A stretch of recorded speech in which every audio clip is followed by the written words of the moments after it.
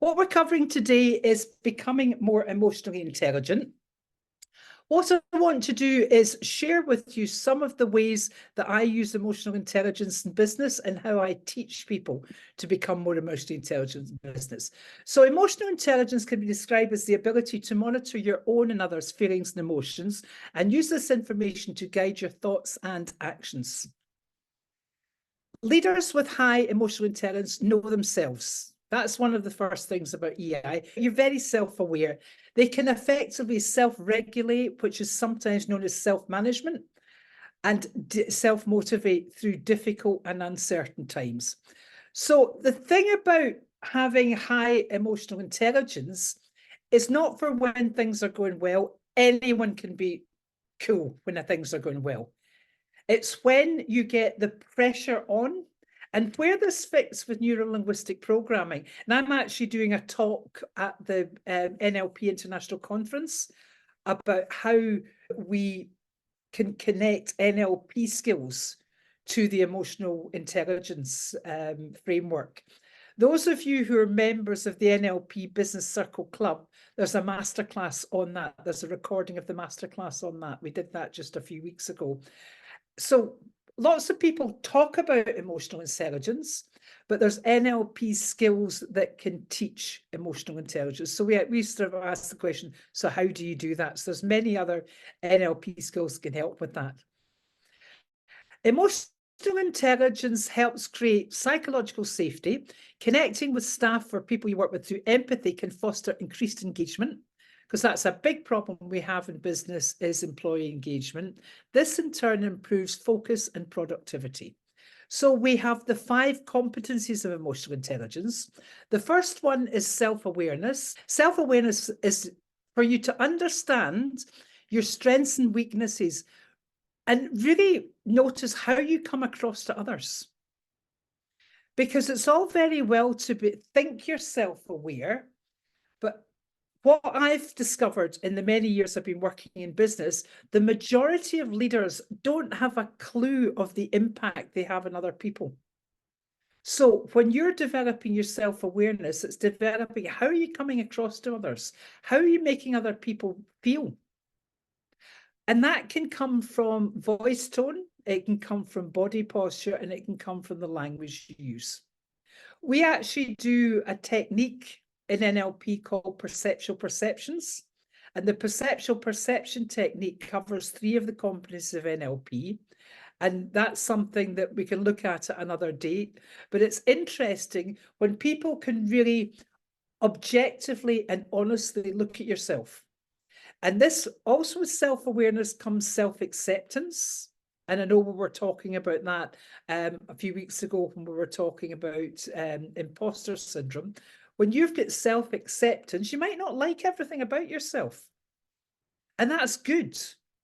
Because if you don't like everything about yourself, at least you know what you can change. But it's also good to be able to say, but I do like this, or I'm good at that.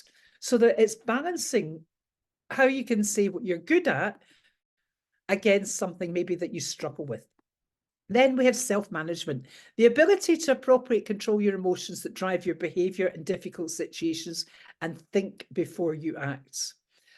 All good leaders, all good professionals, all good business coaches have to sometimes challenge people. They have to sometimes share quite tough information. So they have to be able to control their emotions. And in NLP, we call that controlling your state. Because we create our state based on what we're thinking. Think about it when you get triggered. We talk about emotional hijacking, which we'll talk about in a bit. If you get emotionally hijacked and you get really angry about something, your prefrontal cortex closes down and all rational behavior goes out the window. Is that a resourceful place to be for coaching or leading? No, it's not. So leaders have to know, okay, this is going to happen to me. People are going to trigger me. People are going to trigger anger. People are going to trigger, another one's frustration. If someone's struggling with someone and the leader's sitting going, doing all this, hurry up and go on with it.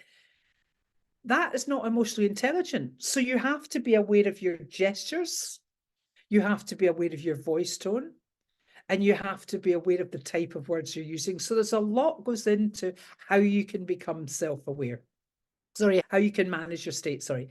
Then motivation. When we're talking in emotional intelligence, the ability to direct your internal resources, your knowledge, skills, and attitudes towards a predetermined outcome or goal. Anyone in the world can be totally motivated when things are going well. Who's experienced things are going well? Yeah, I'm really motivated. I've got a great job. Everything's going fantastically. What happens when things start to get challenging? That's when when we work with NLP, we're talking about everyone has the resources within them that they need. That's one of the presuppositions of NLP. That's one of the pillars of NLP.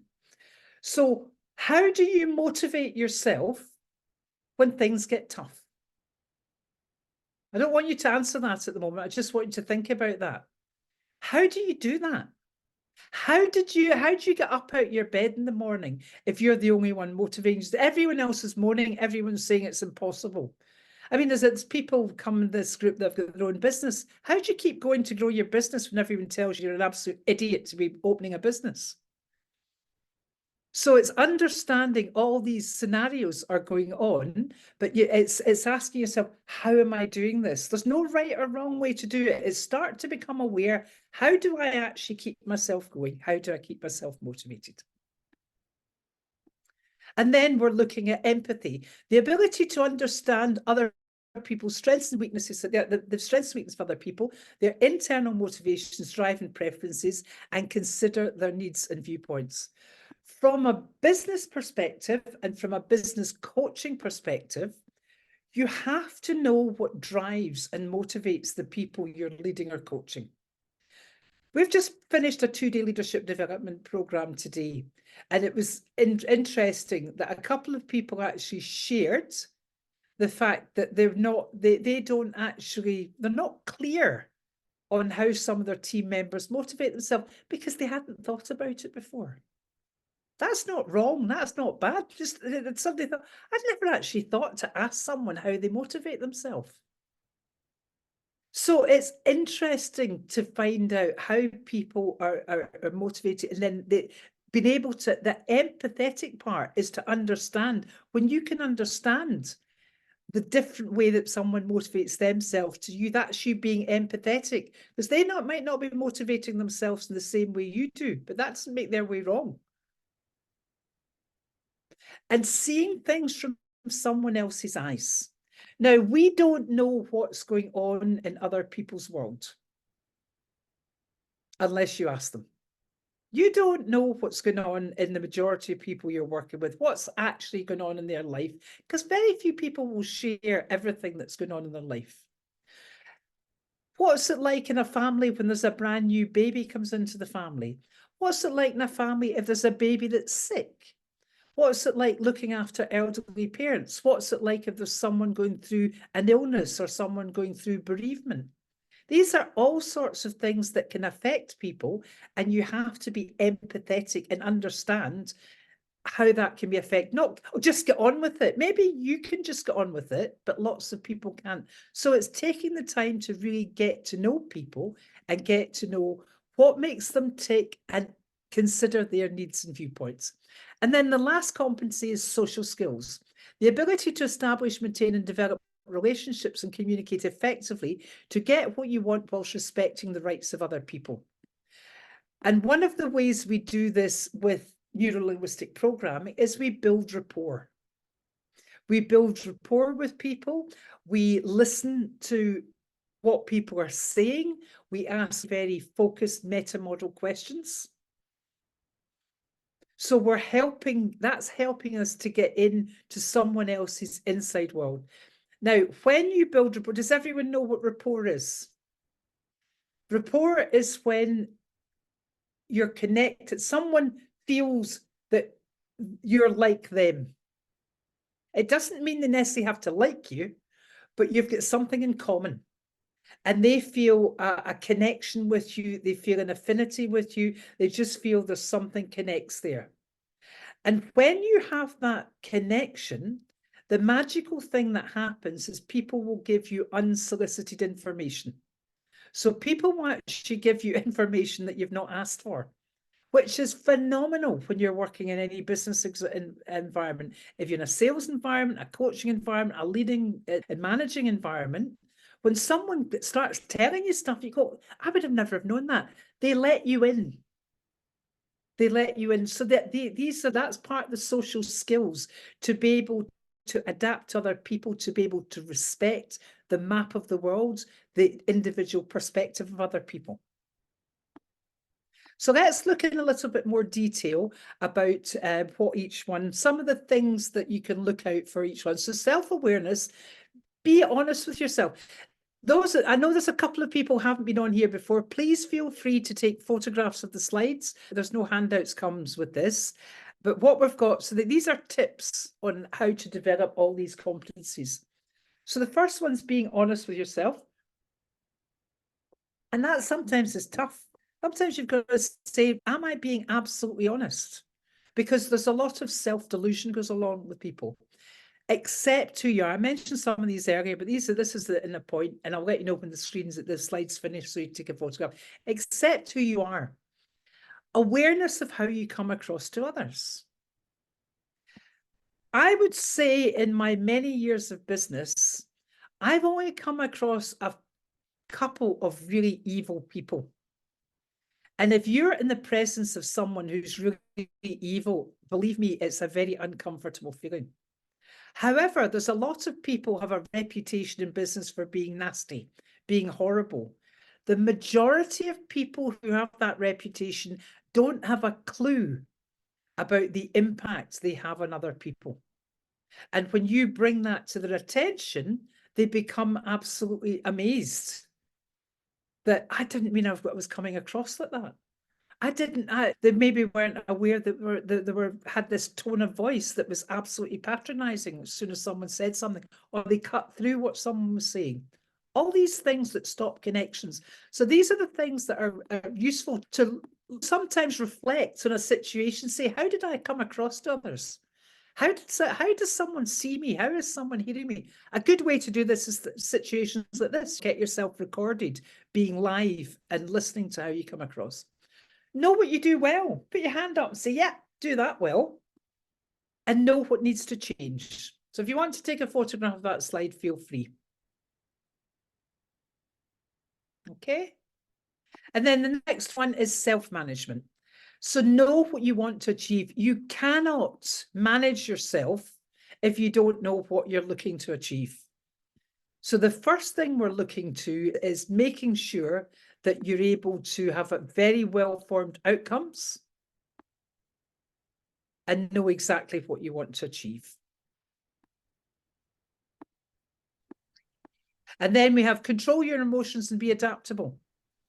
So it's understand, okay, if you know you're going to get triggered with something, what are you going to do to stop yourself getting triggered, or what are you going to do to remove yourself from the situation? Set and achieve very clear goal and objectives. It's all very well saying what you want to achieve, but write it down. Get really clear. In NLP, we talk about setting well-formed outcomes. A well-formed outcome is when you connect all your senses to a SMART goal. Learn from your mistakes. It's okay to make mistakes. We learn from making mistakes. Children learn from making mistakes. It's our natural default learning system is to make mistakes. So instead of beating yourself up and really giving yourself a hard time, just say to yourself, okay, that didn't work the way I wanted to. What can I learn? And look after yourself. And that means your health. It means your boundaries. It means saying no. It means letting people know how, and you can take a photograph. Yeah, you can take, I'll put that back. You can take a photograph of that if you want. It's letting people know what your boundaries are. Letting people know how much you'll accept. Actually saying to people, no, I'm not doing, yeah, I'd love to be able to help you, but I'm right in the middle of something. I'll be finished in 2 hours. Can help you in 2 hours. Can't help you just now. Taking time to diary in exercise, recreation, sports, Swim. I was just talking to someone about this the other day. I have regular swims and saunas, and it's not a luxury.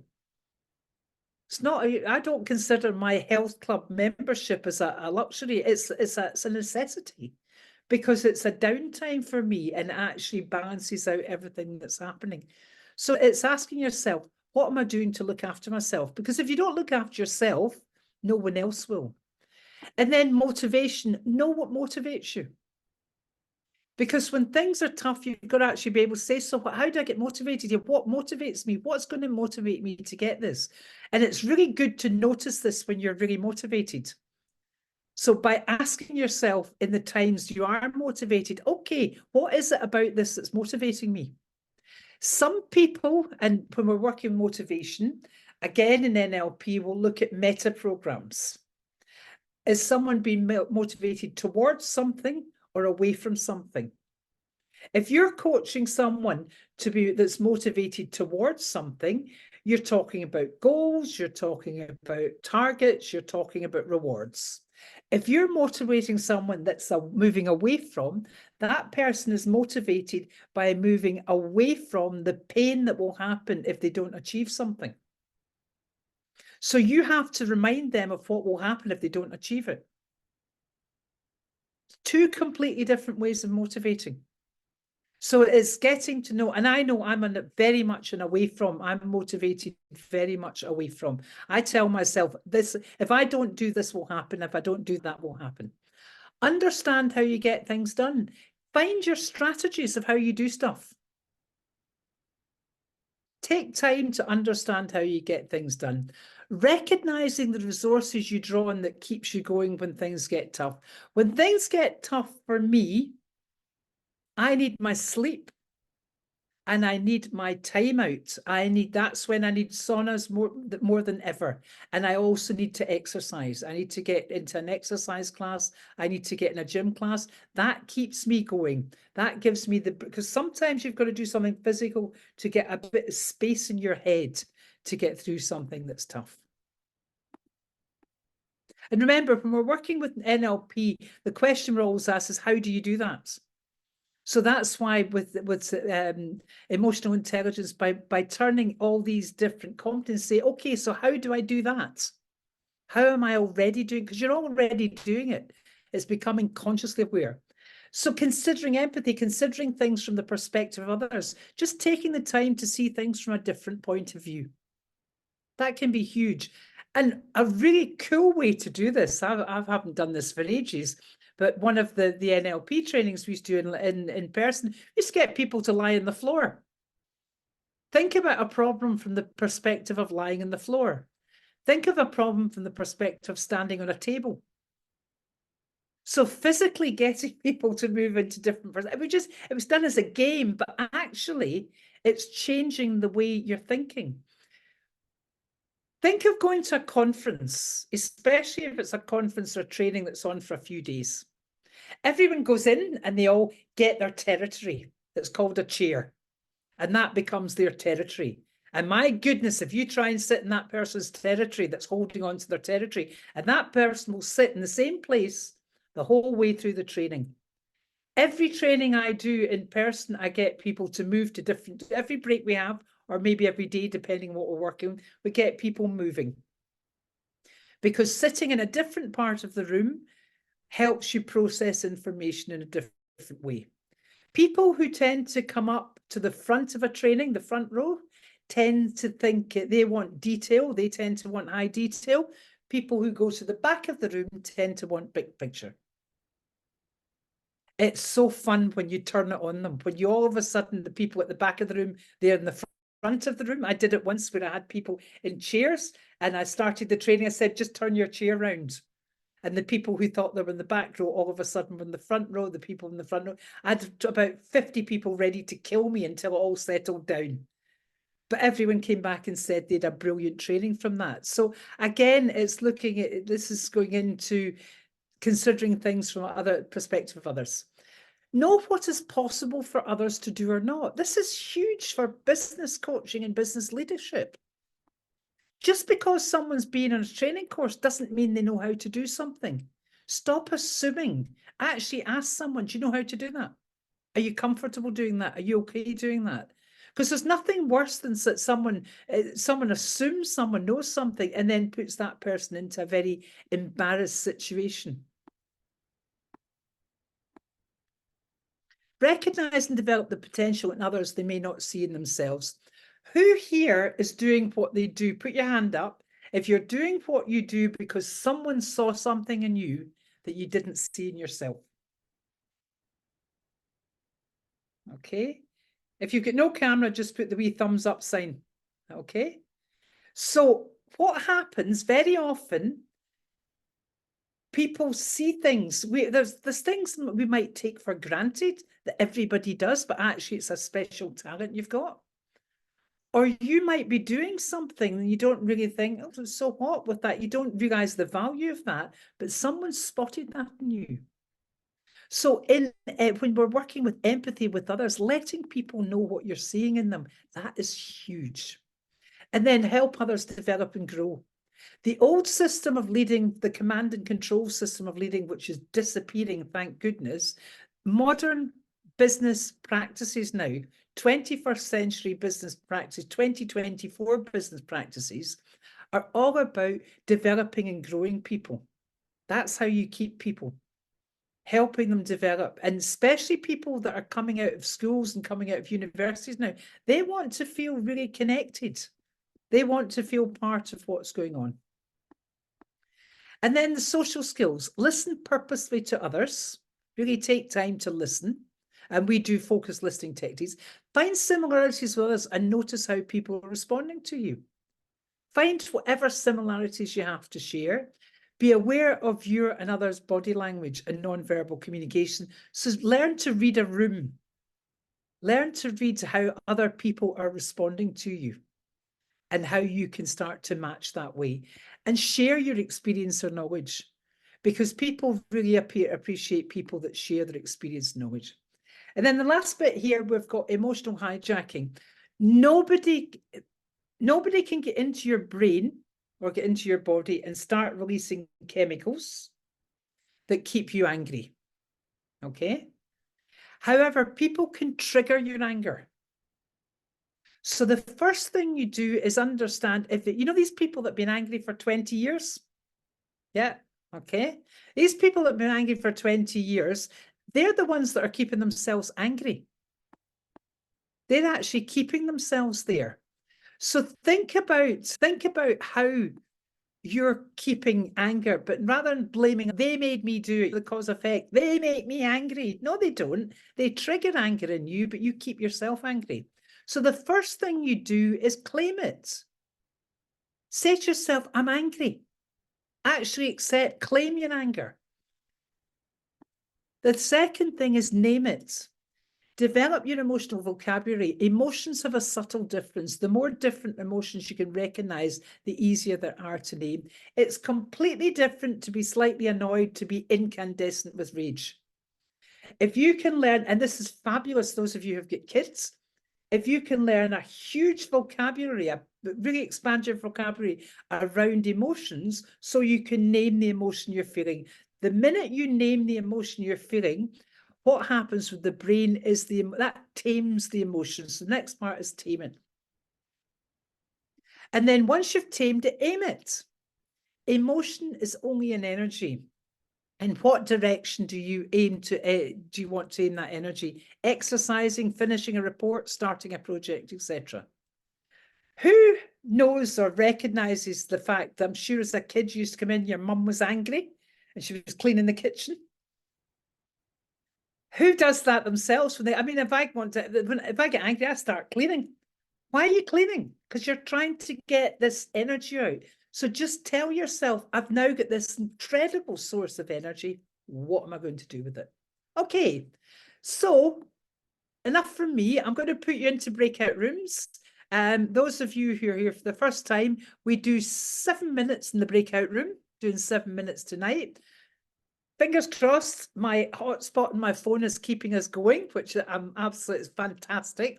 If anyone breaks off in the breakout room, we'll see you next week. But if not, 7 minutes, go and talk about what you're learning. go and talk a little bit about emotional intelligence, get to know each other, and we'll bring you back, and then I'll tell you a little bit about what we've got, the offers that are coming up. Okay, so we'll see you in 7 minutes. Come back. Let's just get a couple of people feeding back from what they got, what they were discussing in the rooms. So if someone wants to start, and those of you who are not speaking, if you just put yourself back on mute, because you automatically go back on. Okay, who would like to just share something about what they're taking away or what they were discussing in the room? Who'd like to go first? Jackie, you're going to share something, I can tell. I can see you ready to speak. She's ready to go. Okay. In my room, we just really just got to know each other. Vladimir and I already knew each other, so we just got Vanessa in and had her talking about herself and life in New Zealand. Yeah, and that's, again, this is what we love to do. This is it's just an international meeting that we have, and it just gets people with like-minded people, similar interests together. Yeah, okay. Let's get one more. Colin, I loved your story. Your story was like the fab. stories about the kids. The one story I told was when my two boys, they must have been 9 and 11, they were really playing up in a supermarket, driving me up the pole. I told them stop it. And in the end, I just thought, that's enough. Stop the trolley. And I just sat down on the floor. And they said, Dad, what are you doing? Dad, what are you doing? You're embarrassing us. Because, of course, they were worried about being seen and their dad was not acting normal. It was just brilliant just to turn it around on them. I said, if you carry on what you're doing, I'm not going to move.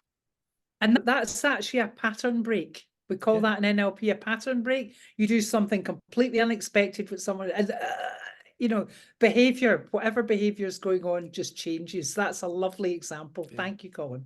Welcome. Okay, so what I'm going to just show you very quickly, the NLP Business Circle Club. We have this club. This is for people who have trained in NLP and want to learn more about developing their NLP skills for business and coaching. We have 2 3-hour masterclasses live each month. Sorry, that should be 2 2-hour masterclasses live each month. The second Tuesday on the month from 12 o'clock till 2 o'clock UK time, and the fourth Thursday 7 o'clock in the evening till 9 o'clock in the evening. Live practice sessions and coaching. And we have the video, audio, and workbook archives from all the recordings from 2020. The good news is the VIP Business Circle Club community is being launched at some point over the weekend. We've now got it up and running. There's going to be a leaderboard. There's going to be challenges. There's going to be live stuff coming on there. So I'll be able to jump on live to do a Q&A sessions. We're going to be doing Q&A sessions. So there's a lot starting to happen with that. Members get 30% discount on all my courses and coaching, and that's $97 a month. And if you use coupon code NLP3024, you will save yourself 30% every single month on that. Let me just put in the chat. There we go. I've put in the chat is the link for that. So you can have a look at that link. I know we've got quite a few people here have been members. And as I say, we've been running since 2020, and most of our members have been with us. You know, our membership, people who come on there get a lot from that. We've also got the dual certificate NLP Business Practitioner, Business Coach. It's commencing the 8th of March. The early booking offer closes tonight. However, if anyone is interested in getting qualified as an NLP business practitioner, business coach, drop me an email to fiona@theprofessionalgrowthcompany.com, and I will keep that early booking price because the price goes up tomorrow in that, but I'll still keep that. That's a 50% discount on that training. Okay, next week we do the splatter model, which is my information gathering model. Some of you who are NLP trained may be very familiar with the NLP meta model, which is the information gathering model. I created the splatter model as a very simple model that we could teach to business people and business coaching clients really quickly, because you don't always have time to teach the whole meta model to everyone. So it's an information gathering model. I've developed that about 7 years ago, and when I was developing, I just couldn't believe it when I realized that when you ask questions in a very specific way, you can teach people to get so much information really quickly. Okay, so that's us coming up to 1945. Can I just say thank you to technology, because I've done all this on my hotspot on my phone, which is good because the internet just went down 5 minutes before we started. I went, right, hotspot, and I don't have unlimited data on my phone. I've got, because I never use data on my phone. So whatever's happened, it stayed with us. So give yourself a big round of applause. We'll see you next week. Spread the word, let people know. This isn't just for people who are NLP trained. It's also for people that just want to find out more about using NLP for business and coaching. I'm going to be here for a couple of minutes. If anyone wants to have a chat with me, feel free to stay, but I'll just put the recording off. And thank you very much. That's us exactly for time.